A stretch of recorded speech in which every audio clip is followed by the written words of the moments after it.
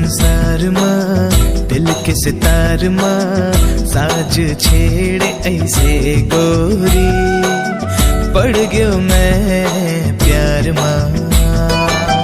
तुरी करार माँ माया की धार माँ गावों में गीत गीत के संगीत तोरे प्यार माँ।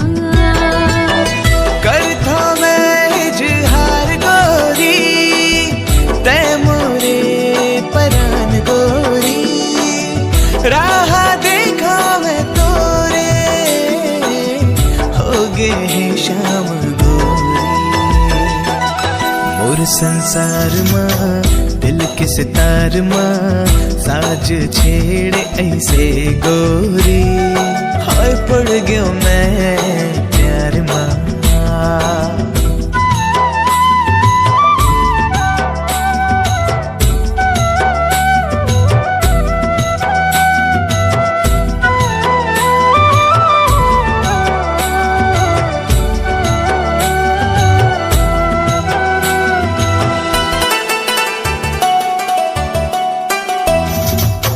बिंदिया तोरे चांद के टुकड़ा भाई मोला तुर सुंदर मुखड़ा आजा मोरे तीर माँ सजनी देख ल जागे माया के बदरा।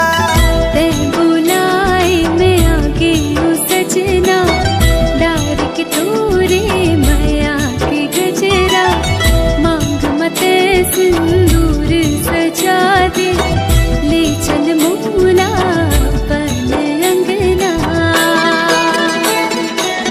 तोरे इकरार माँ माया के धार माँ गावो मैं गीत प्रीत के हे संगी तोरे प्यार माँ।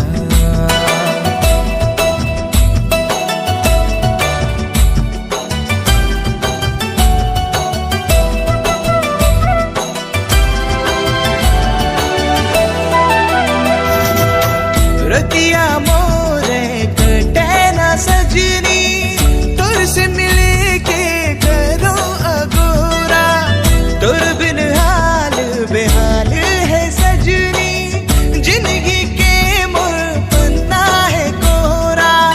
मैं नहीं जानू का होगे मोला एक एक सपना माँ देखो मैं तोला अब रंग मोला कोई ना भावे जब ले तोरी रंग लागे मोला। मोरे घर द्वार माँ जिंदगी के सार माँ बस गए तै से गोरी पड़ गयो मैं प्यार माँ।